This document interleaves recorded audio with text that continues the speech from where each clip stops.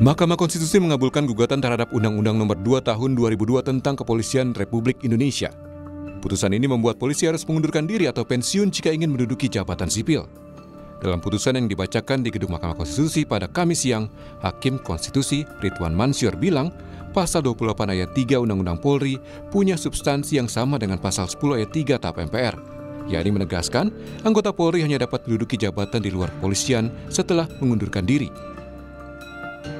Secara substansial, kedua ketentuan tersebut menegaskan satu hal penting, yaitu anggota Polri hanya dapat menduduki jabatan di luar kepolisian setelah mengundurkan diri atau pensiun dari dinas kepolisian. Artinya, apabila dipahami dan dimaknai secara tepat dan benar, tanda kutip mengundurkan diri atau pensiun dari dinas kepolisian adalah persyaratan yang harus dipenuhi oleh anggota Polri untuk menduduki jabatan di luar kepolisian. Amar putusan mengadili 1. Mengabulkan permohonan para pemohon untuk seluruhnya. 2. Menyatakan prase atau tidak berdasarkan penugasan dari Kapolri dalam penjelasan pasal 28 ayat 3 Undang-Undang Nomor 2 Tahun 2002 tentang Kepolisian Negara Republik Indonesia, Lembaran Negara Republik Indonesia tahun 2002 Nomor 2 tambahan Lembaran Negara Republik Indonesia Nomor 4168 bertentangan dengan Undang-Undang Dasar Negara Republik Indonesia tahun 1945 dan tidak mempunyai kekuatan hukum mengikat. 3. Memerintahkan pemuatan putusan ini dalam Berita Negara Republik Indonesia sebagaimana mestinya. Menanggapi putusan MK, Kadif Humas Polri Irjen Sandi Nugroho bilang Polri menghormati putusan MK dan akan menindaklanjuti serta mengkaji putusan itu. Atas putusan tersebut tentunya Polri akan menghormati semua putusan yang sudah dikeluarkan dan saat ini Polri masih menunggu hasil resminya seperti apa, kemudian nanti akan dilaporkan kepada Bapak Kapolri, kemudian kita secara langsung akan menyampaikan tentang hasil putusan tersebut yang sudah diputuskan oleh MK pada hari ini. Tapi yang pasti bahwa kami belum menerima putusannya sampai dengan saat ini, tetapi polisi selalu akan menghormati putusan yang sudah ditetapkan oleh pengadilan. Sejumlah perwira tinggi Polri menduduki jabatan di luar kepolisian seperti kementerian dan lembaga. Di antaranya Komjen Ketut Suwardana, Irjen Kementerian P2MI, Komjen Joko Purwanto, Irjen Kementerian Kehutanan, Komjen M. Iqbal, Sekjen DPD RI, Komjen Puji Prasetyo Hadi, Irjen Kementerian ATR BPN, hingga Irjen Soni Sanjaya, Wakil Kepala BGN. Sementara itu, Menteri Sekretaris Negara Prasetyo Hadi menjelaskan putusan MK bersifat final dan mengikat, sehingga putusan itu adalah putusan akhir yang harus diterapkan. Jadi kita pelajari kan, tapi sebagaimana namanya putusan MK ini kan final and binding. Berarti pasti akan dijalankan gitu, Mas? Ya lah, sesuai aturan kan seperti itu. Akan meminta pejabat tersebut mengundurkan diri dari Kementerian Lembaga Pak, yang polisi? Iya kan, kalau aturannya seperti itu kan. Sebelumnya, gugatan terhadap Undang-Undang Nomor 2 Tahun 2002 tentang Polri diajukan dua advokat Samsul Jahidin dan Christian Adrianus Siite. Keduanya menilai undang-undang tersebut multitafsir dan berpotensi terjadi penyalahgunaan kekuasaan pada penegak hukum. Tim Liputan, Kompas TV. Putusan MK sudah keluar dan bukan untuk diperdebatkan karena sifatnya final dan mengikat. Kami akan ulas bagaimana penerapan putusan MK terhadap larangan polisi aktif di jabatan sipil bersama penasihat ahli Kapolri Irjen Purnawirawan Arianto Suptadi. Selamat pagi Pak Arianto. Selamat pagi Pak Mario Pak di studio. Terima kasih Pak Arianto sudah bergabung di Dialog Sapa Indonesia Pagi dan juga pengamat kepolisian ISES Bambang Rukminto. Selamat pagi Mas Bambang. Pagi. Mario. Terima kasih Mas Bambang dan Pak Arianto sudah bergabung di Dialog Sapa Indonesia Pagi pada hari ini. Saya duluan ke Pak Arianto. Pak Arianto, Pak Kapolri sudah memberikan tanggapan terkait dengan putusan MK ini atau belum Pak? Kalau saya belum mendengar Pak Kapolri ya, tapi yang saya dengar baru Kadif Humas saja itu. Ya. Dan saya kira ya udah pasti Pak gitulah tanggapannya, itu kan final and binding ya. Ya. Berarti kita harus melaksanakan perintah undang-undang. Bagi saya sebagai polisi ya, apalagi polisi itu dilihat kan apakah polisi itu sebagai lembaga, organ, atau polisi itu orang-orangnya, petugas polisinya atau fungsinya. Itu saya lebih menyoroti pada itunya. Kalau dari putusan ini saya lihat nanti saya akan memberikan tanggapan ya. Polisi itu adalah, kalau menurut Tribrata ya, pedoman hidup polisi itu adalah satu, abdi utama daripada nusa dan bangsa. Artinya sebagai abdi ya, pelayan masyarakat. Dua, negara yang utama, warga negara teladan. Artinya memberikan contoh keteladanan dalam mematuhi undang-undang. Yang ketiga, wajib menjaga ketertiban pribadi daripada itu profesionalisme kayak gitu. Jadi dengan adanya keputusan seperti ini, kemudian polisi tidak boleh di luar itu kalau tidak pensiun, itu tidak ada pengaruhnya apa-apa bagi kami, menurut saya ya. Karena sebagai dulu ketika kita masuk dari polisi pun sudah ngomong, Pak, saya siap ditempatkan di mana-mana gitu. Jadi itu udah tekad kami itu sebagai di dalam Tribrata ada di situ juga gitu. Ya. Tidak pengaruh. Oke. Pak Arianto, tapi kan kita melihat mekanismenya selama ini, kalau dari kemarin pada saat sidang di Mahkamah Konstitusi, saksi ahli mengatakan bahwa ada 4.000 jabatan yang ditempati oleh polisi di jabatan sipil tersebut. Jika memang pada akhirnya ini harus kembali semua ke institusi, akan ditempatkan di mana 4.000 ini? Oh, kalau saya sih nggak bingung, Pak. Wong itu polisi itu masih kurang orang banyak. Contohnya bahwa polisi itu kurang petugas yang banyak ya. Sekarang polisi kan dinilai negatif itu. Ya kan, citranya kurang baik. Nah, sekarang polisi kan lagi dituntut untuk memperbaiki diri. Itu butuh para petinggi-petinggi yang hebat untuk memperbaiki polisi kan. Nah, untuk transformasi itu, saya kemarin mengajukan perbaikan polisi seluruh Indonesia itu dengan cara melaksanakan perbaikan-perbaikan poin-poin yang dikurangi itu yang dinilai negatif. Karena kemarin ada 9 poin itu. Perbaikan di bidang pelayanan, pengawasan, kemudian hedonis, di bidang impunitas, kemudian apalagi banyak, ada 9 poin yang harus diperbaiki itu, Pak. Itu membutuhkan seorang pengawas ya. Bagaimana cara merubah itu kan gitu. Karena kita merubah 460.000 orang kan, Pak. Itu. Berarti menurut Anda ini lebih ini ya, bagus sebenarnya untuk reformasi di tubuh Polri, untuk citra yang lebih baik, kinerja yang lebih baik ya. Kalau ditinjau dari lembaga polisi, menurut saya dengan pengembalian ke polisi kembali, kita nggak akan bingung itu ditaruh di mana, karena sekarang ini kebetulan polisi lagi membutuhkan para petinggi-petinggi ataupun pejabat yang hebat-hebat untuk memperbaiki polisi. Jadi itu malah menurut saya itu mempercepat proses daripada transformasi polisi yang diharapkan oleh rakyat itu. Sementara ini ya gitu. Jadi. Saya ke Mas Bambang. Mas Bambang, bagaimana Anda melihat dari kata Pak Arianto, ini sesuatu yang baik sebenarnya untuk kinerja polisi ke depan. Polisi membutuhkan orang-orang profesional untuk memperbaiki polisi sendiri. Harapannya memang demikian ya. Tapi kalau kita melihat di struktur kepolisian ini jabatan-jabatan itu kan terbatas. Misalnya terkait dengan pengisian bintang 3. Ini kan hanya sekitar 6 orang saja gitu loh. Wakapolri, Irwasum, Kabintelkam, Kabareskrim, Lemdikpol, Kabarkam, terus kemudian Astama-Op, Astama-Arena dan Korbrimob gitu loh. Sementara bintang-bintang 3 yang lainnya kan bertebaran di instansi pemerintah. Kalau kemudian ini ditarik, tentu akan banyak bintang 3 yang akan menganggur, tidak bisa mengisi jabatan itu gitu. Non jabatan berarti ya? Bagaimana Mas? Non jabatan. Kalau ditarik. Non job artinya seperti itu. Belum lagi terkait dengan inflasi kombes yang seringkali muncul. Artinya memang selama ini ada problem terkait dengan manajemen SDM di tubuh kepolisian. Pengembangan organisasi ini dibaca hanya sekedar menyebarkan personil di lembaga-lembaga atau kementerian atau lembaga yang lain, dan ini ternyata keputusan MK kemarin kan menganulir itu semua. Makanya memang ini nanti akan memunculkan semacam tsunami ya di tubuh kepolisian terkait dengan baliknya para jenderal ke tubuh Polri gitu. Tapi kalau di level fungsional, level perwira menengah, bintara dan tamtama yang juga dari 4.300 itu ada sebagian besar dari perwira menengah ke bawah. Ini tentu akan sangat memberikan darah segar karena mereka sudah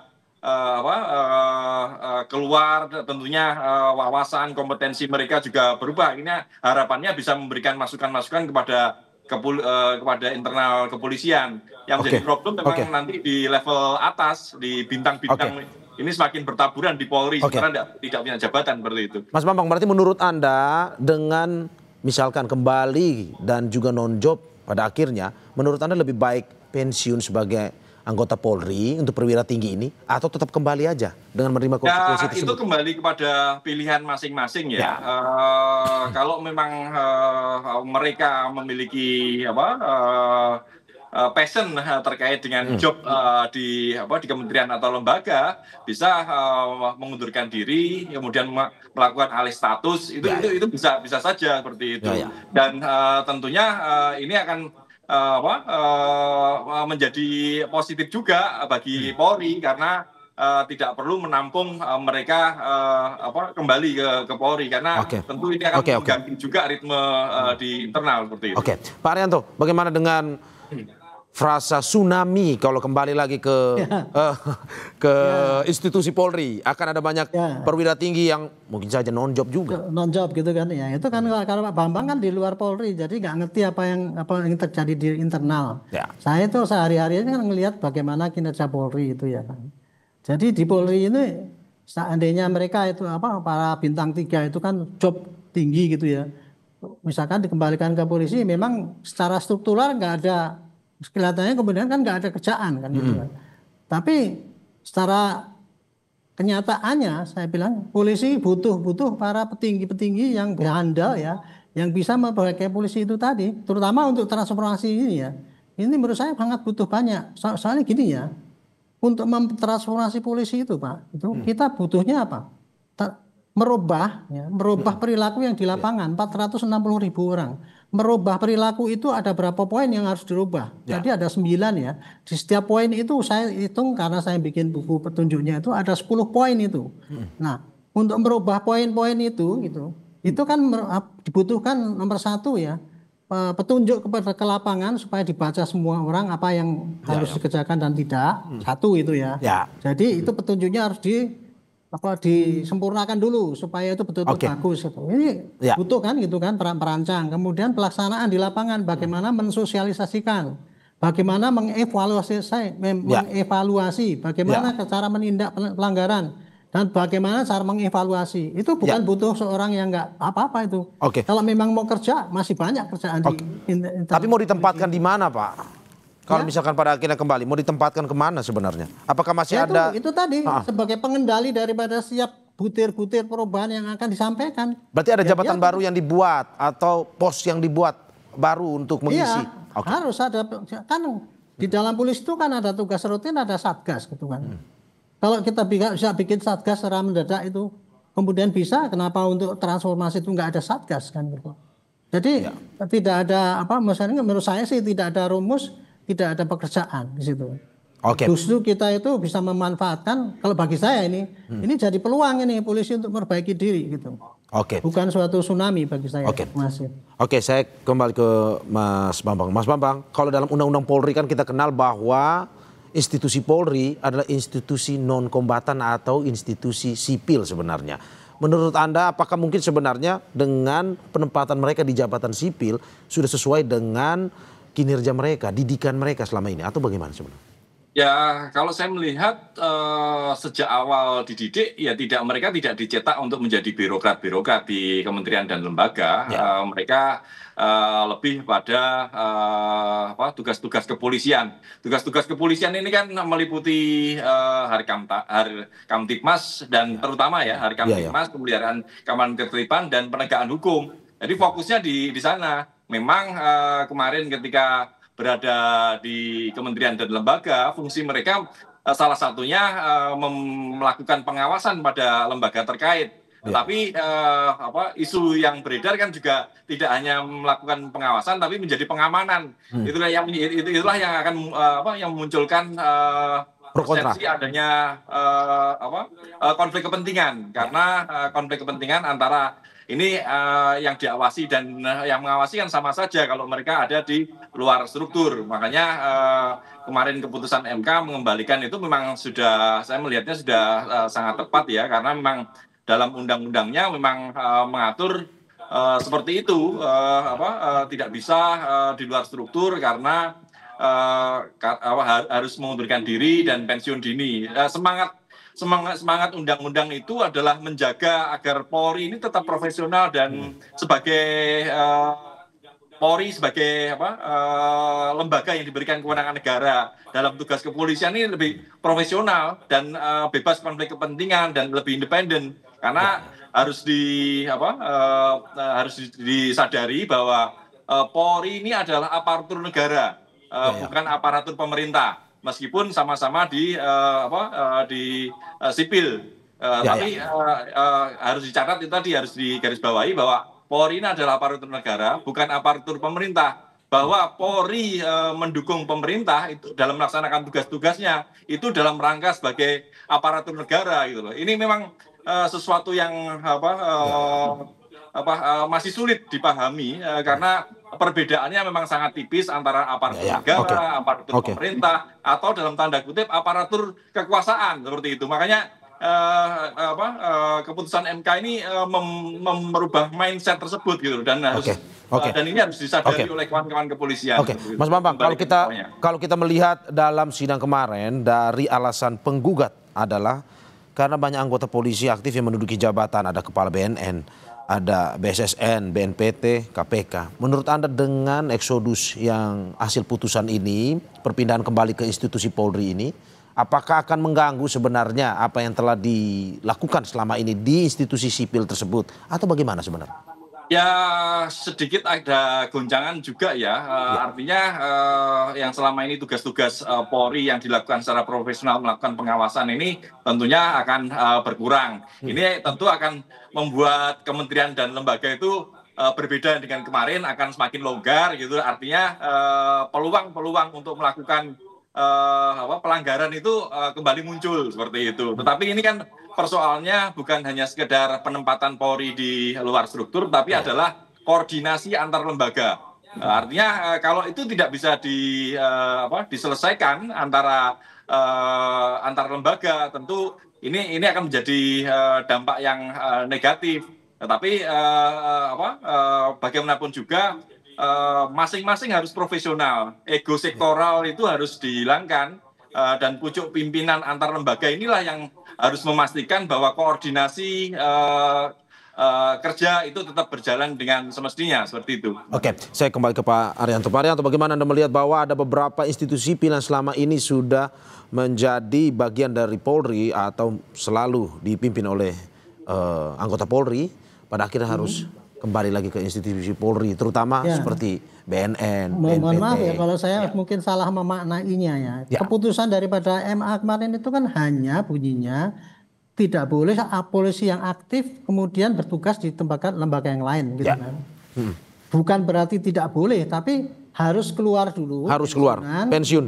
Baru masuk ke situ. Berarti bukan tidak ada larangan Pak untuk anggota polisi masuk situ sepanjang dia sudah pensiun daripada polisi. Nah, otomatis besok seandainya ini BNN misalnya tuh, ya paling tinggal yang sekarang masih dinas itu ya suruh pensiun, kemudian mau boleh ke situ kalau memang dia maunya ke situ. Ini efek daripada ini kan kepada anggota ya Pak, itu nanti harus milih itu nanti apakah berhenti dari polisi atau kemudian tetap di situ. Itu nomor satu. Sehingga bagi saya tidak ada kekhawatiran lembaga-lembaga lain yang memang dibutuhkan adanya figur polisi itu akan kehilangan figur polisi di situ. Saya ingin menyampaikan ya, penugasan polisi di luar lembaga ini itu ada positifnya, ada negatifnya. Positifnya adalah dulu dibutuhkan profesionalisme polisi itu untuk pengawasan biasanya. Makanya dulu penugasan keluar itu harus menunggu lembaga yang minta kan gitu kan. Kalau lembaga minta dikirimlah ke sana, dan itu memang efektif. Karena saya pun dulu juga gitu Pak. Saya menjelang pensiun itu saya diminta ke BPN. Nah, saya keluar dulu dari polisi dan masuk ke BPN. Dan saya di situ di PPN saya bikin perubahan banyak sekali. Tanya itu Pak Ahok, Pak Ganjar Pranowo, Pak Gamari. Itu ya dulu saya waktu di PPN saya bikin sistem bagaimana menyelesaikan sengketa tanah sehingga yang sengketa tanah yang berlarut-larut nggak selesai. Dengan adanya saya di situ karena saya biasa ya menyelesaikan sengketa sehingga ada positifnya gitu. Yang kedua positifnya adalah koordinasi. Polisi itu kalau kerja kan nggak bisa sendiri Pak, harus dengan lembaga yang lain. Dengan adanya anggota polisi yang situ maka koordinasinya itu akan lebih erat, cepat sekali gitu. Gitu. Hanya sayangnya ada negatifnya juga kalau ada polisi masuk ke situ itu seakan-akan kan menutup karir daripada orang yang sudah dari kecil ada di situ gitu sehingga itu. Jadi sipil ya, jabatan sipil itu ya. Itulah kondisinya ya. Jadi kalau saya melihatnya seperti itu. Jadi bagi saya ini bukan barang susah ini. Karena tinggal suruh pilih kalau mau berhenti kemudian masuk atau kembali ke polisi. Itu gitu. Saya terakhir ke polisi. Saya terakhir ke Mas Bambang, bukan barang susah kalau kata Pak Arianto, transisi kalau kata Pak Yusri butuh transisi waktu. Apa yang harus disiapkan? Singkat saja Pak, terakhir. Ya satu kesiapan mental ya kepada untuk anggota. Ini memang ada sebuah perubahan yang sangat drastis karena 10 tahun ini mereka dalam zona nyaman untuk bisa di luar lembaga di luar Polri seperti itu. Makanya kesiapan mental yang seperti disampaikan Pak Arianto tadi, mereka harus siap mental untuk memilih tetap di dalam Polri atau mengundurkan diri atau pensiun dini itu tadi dan kemudian bertugas di kementerian atau lembaga lain. Itu satu terkait dengan personil, terkait dengan organisasi ya Polri harus segera mempersiapkan pengembangan organisasinya kemana mereka nanti ditampung, job-job apa saja yang harus disiapkan untuk mereka karena tentu itu sangat berpengaruh pada kinerja mereka nanti yang sudah kembali ke Polri. Oke. Terima kasih atas apa yang disampaikan penasihat ahli Kapolri Irjen Purnawirawan Arianto Sutadi dan juga pengamat kepolisian ISES Bambang Rukminto. Semoga apa yang disampaikan ini bisa memberikan ya jalan terang, jalan tengah juga buat bagaimana reformasi Polri ini untuk pelayanan terhadap masyarakat. Sekali lagi terima kasih Bapak-bapak. Terima kasih. Sehat-sehat selalu. Terima kasih Pak Arianto. Waalaikumsalam.